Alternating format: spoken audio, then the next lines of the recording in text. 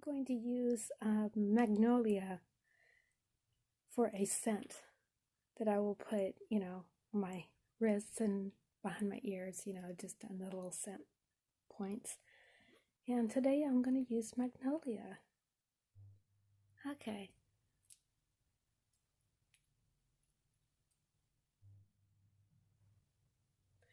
Magnolia is used as an oil that is used in this roller bottle. It is already diluted with a carrier oil, and it's used to balance the body, and as well as a sweet aroma. And I like flowery scents, and it's one of my favorites. Of course, I have many favorites, as most people that like oils do. So that's what I'm wearing today as my scent.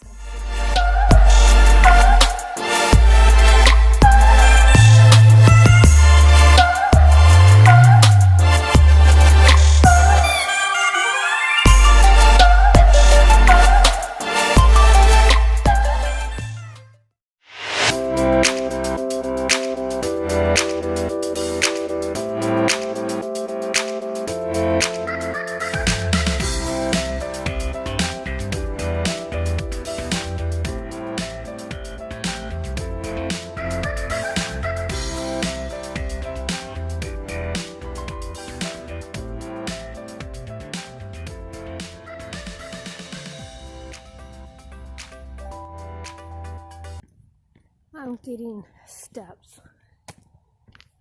So some of the activities I like to do is walking, hiking, backpacking, camping, in about all its forms. But I especially like backpacking. I wish I could actually go more often. So I'm working on ways to do that, of course. So, I like arts and crafts, and I like learning about essential oils, and, all of the things. And,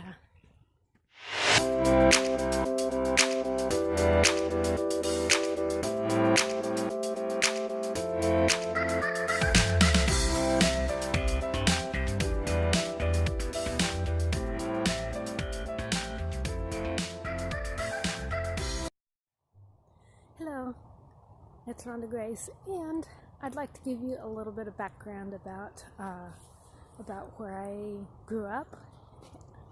So let's get started. I was born in Oregon, and in the Northwest here we have lots of trees and mountains and waterfalls and all that good stuff, and a lot of hiking trails. And of course we see all three, 4, seasons. We have all the seasons and all of the things, and a lot of wildlife to see, and I love it up here. I get a little down, I guess, when we have a lot of rain, but that's what you get when you live in the Northwest. So grew up, a lot of my years were in Oregon, and then we moved to Alaska and spent a little time in Alaska, and my dad was a logger, and so we kind of moved around a little bit when I was a kid, and so we spent a little bit of time in northern Idaho, and then back to Oregon again. And when I was about 12 or 13 was when my family moved to West Texas. And that was kind of a culture shock, and that was where I picked up a little my southern accent. And so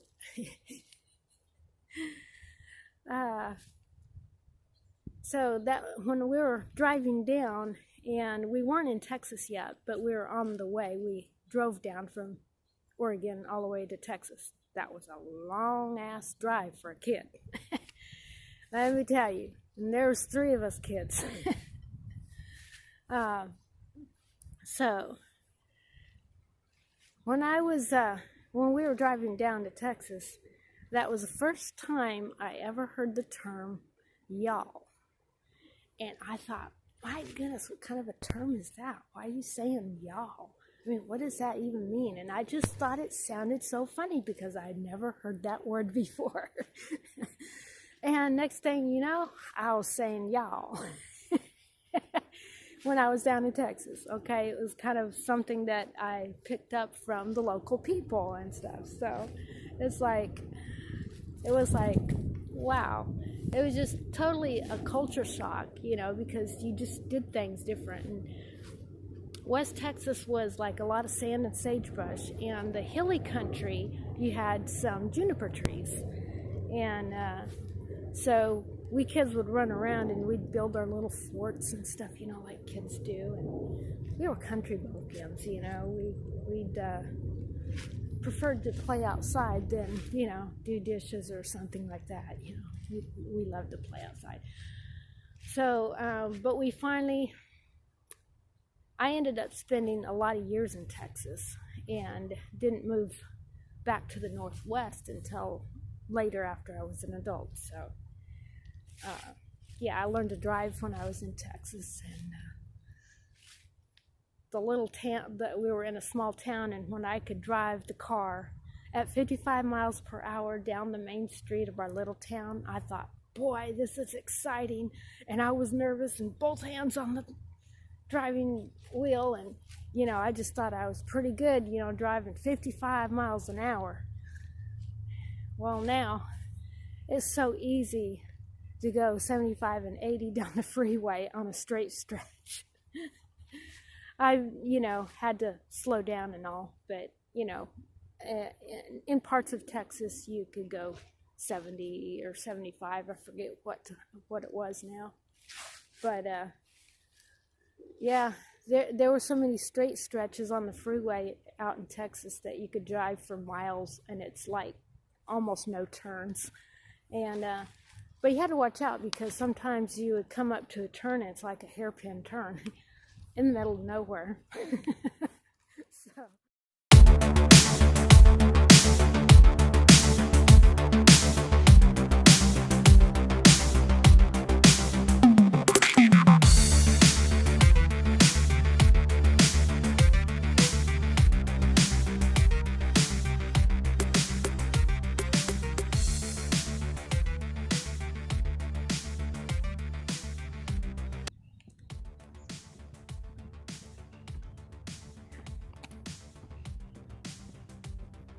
There are things that I know. I know the truth. And I know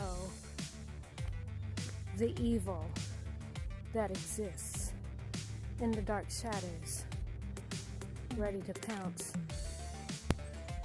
And they already have, but they will not win.